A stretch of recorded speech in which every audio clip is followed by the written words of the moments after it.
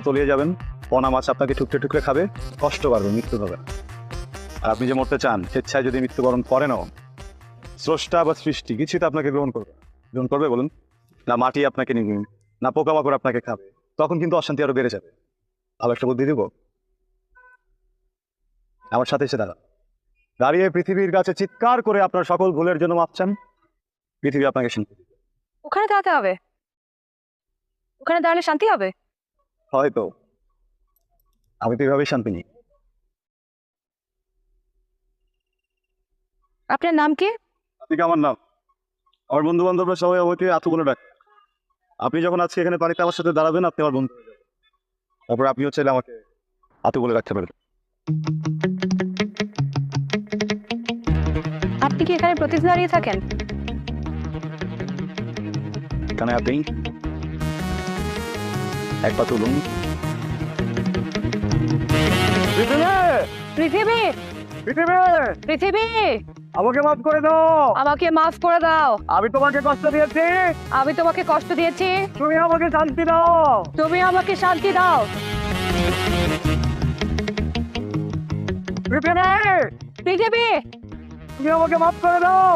তুমি আমাকে মাফ করে দাও। আমি তোমাকে কষ্ট দিয়েছি, আমি তোমাকে কষ্ট দিয়েছি, তুমি আমাকে শান্তি দাও। তুমি আমাকে শান্তি দাও। তুমি আমাকে শান্তি দাও। তুমি আমাকে শান্তি দাও। তুই পাগল তোর মনো পাগল, তুই পাগল তোর মনো পাগল, পাগল পাগল করিস না, পাগল ছাড়া। সোয়ানা, এদিকে এসো, এসো, বসো। কোথায় গিয়েছিলে? এখন রাত কটা বাজে? এত রাতে বাসায় ফিরলে? আমি তোমাকে বারবার বললাম তুমি আমাদের সঙ্গে থাকবে, কথা তো শুনলে না। তুমি বিদেশ থেকে এসে সোজা মামার বাড়িতে উঠলে, কারণটা জানতে পারি?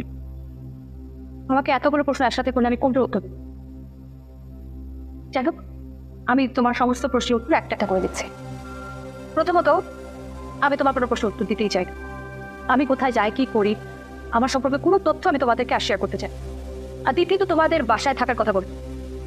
আমি তোমাদের বাসায় থাকতে পারবো না। ওই বাসায় আবার দম বন্ধ আসে, ওই বাসায় অক্সিজেনের খুব অভাব। এসব কথা বলা মানে কি? মানেটা তুমি খুঁজে বের করো।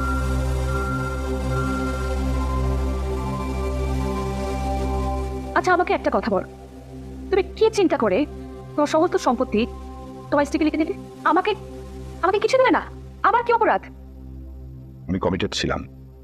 বিয়ের আগে তোমার মা। মা, সৎ মা। হ্যাঁ, ওটাই। আমি ওনাকে কথা দিয়েছিলাম, বিয়ের পর উনি যদি পুত্র সন্তানের মা হন, তাহলে আমার সমস্ত সম্পত্তি তার নামে লিখে দেব। আর আমার বিষয়, আমার হয়তো কোনো কমিটমেন্ট নেই, কোনো রেসপন্সিবিলিটিস নেই। তুমি একবার আমার ভবিষ্যতের কথা চিন্তা করলে না? ভবিষ্যতের কথা চিন্তা করেই আমি এসেছি। শোনো, তোমার জন্য আমি একটা ভালো পাত্র দেখেছি। বিয়ে দিয়ে আমি আমার দায়িত্বটা শেষ করতে চাই। বাই দ্য ওয়ে, মামার সাথে এই বিষয়ে আমি কথা বলেছি। নাইস। বাবা হিসেবে আপনি আপনার কমিটমেন্ট, আপনার দায়িত্ব আপনি শেষ করতে চান। আপনার সংসার তো শেষ। This father daughter fake relationship is over.